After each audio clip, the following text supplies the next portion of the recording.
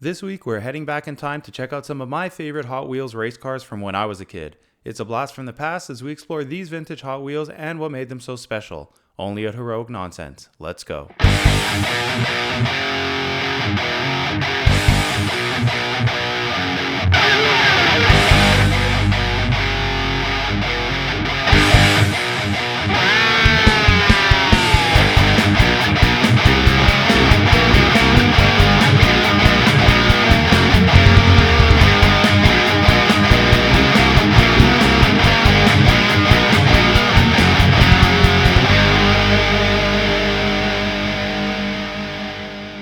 So this week I thought I'd do something a bit different. I've been thinking about doing something like this for a while now, ever since I did that spotlight on the two Transformers Hot Wheels crossovers, Bone Shaker and Twin Mill. However, this time I want to take us back in time to the early 80s with some Hot Wheels that to this day still hold a special place in my heart. These guys made up my go-to team as a kid. Something about their totally cool design, paint jobs, and race car aesthetic made me fall in love with this mean group of Chargers. The retro 80s vibes are all over these Hot Wheels, which makes me love them even more. Join me this week as we take a break from my in-depth G.I. Joe and Transformers spotlights and explore a simpler time when lying on the floor playing with your Hot Wheels was the place to be. I still to this day have all of my Hot Wheels, Matchbox, Majorette, Fast Ones, and everything in between. Some are still in pretty good shape, but most were clearly played with to the extreme. The ones I'm showcasing in this first Heroic Nonsense vintage Hot Wheels spotlight are quite visibly and obviously the ones I love the most. All but one in this lineup were part of the early 80s subline of Hot Wheels called Hot Ones. Other than the awesome designs and style, the defining feature was really the special wheels with apparently a thinner axle which improved on the speed. For me, it was all about the look of the cars and those flashy gold rims. And while we now have way more modern Hot Wheels in our kids' collection than I could have ever imagined at the time, I still took this group out and a few others from my bin and included them in our Hot Wheels carry cases behind the protected plastic display portion. They are just too damn cool to leave in a dark bin. Now that you have that bit of history, let's dive into each car and check out what they're all about. We're going to start with my very favorite of the bunch, the 1982 Torino Stocker. Or at least that's what I think it is, because for some reason the bottom of this car doesn't have the name like the rest do, and appears to have a 1976 stamp date on it, which I believe refers to the original design's copyright date. Regardless, to this day I cannot get enough of this Hot Wheels toy. The black shiny frame with the brightly colored lines across the sides of the body, which converge into an arrow on the hood's intake, was just perfect. I mean, this car was so sleek and mean looking, it was basically the leader of the pack. It's totally banged up with tons of paint missing, but I wouldn't want it any other way. These were the metal Hot Wheels made to last, and boy did they ever. The memory of this car has been engraved in my mind since all those years ago, and I'm so happy that I still have it and can pass it down to my boys, who I know one day years later will take it out and think about their dad as a kid playing with the exact same toy. I'm pretty much placing these cars in order of preference, but this yellow beast of a race car was and still is a close second to the Torino. It first came out as a mainline, released in market in 1979. It was included in new colors as part of the Hot Ones run, first in 82 in yellow and then a year later in Metal Flake Gold. I believe this is supposed to be a souped up version of an Oldsmobile Cutlass 442, but to me it's really its own beast. It has some great decals that are mostly unreadable at this point, but still gets the job done. The front looks mean and is a perfect co-conspirator with the Torino we looked at right before, and it also sports a great air intake. Very cool back, which is actually pretty detailed for the rear body of a Hot Wheels of this era with a graded window cover and spoiler. I can't get enough of this model. It was probably the design that stood out the most out of all the Hot Ones lineup. I'm not sure when or how I got this one, but looking at the Hot Ones series, I can see why I'd have chosen this one.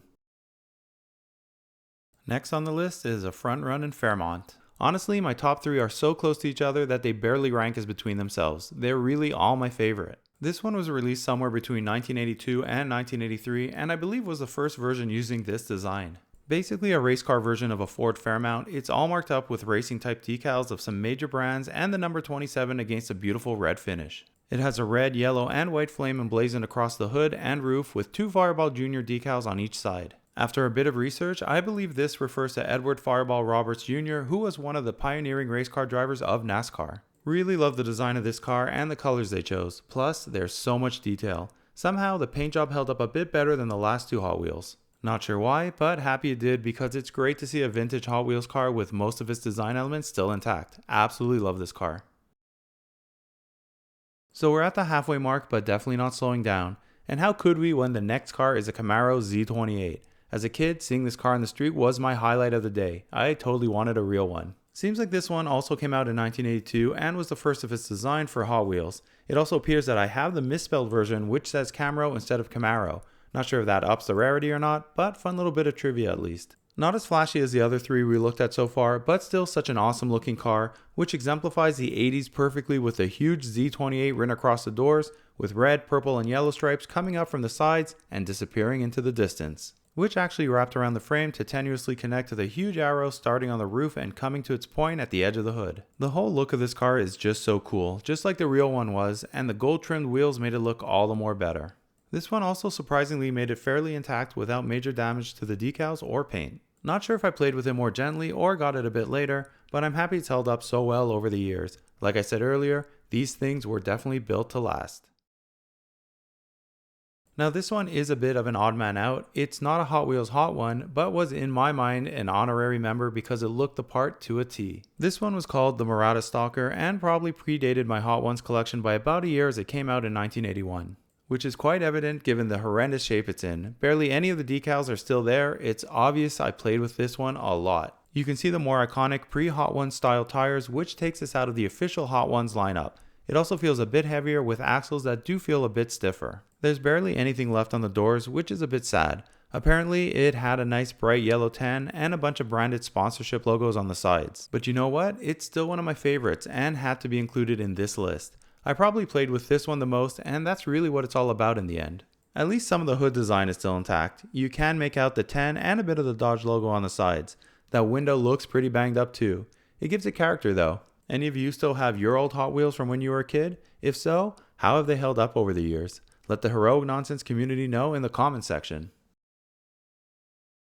And finally, the last of my Hot Wheels Hot Ones, and I believe the only non-American built car of the era in our collection, the Datsun 200 SX. This one came out in 1982 as well, with a copyright date of 1981, so the first of its design, though it is one of the Hot Ones designs that seem to have been most heavily repainted.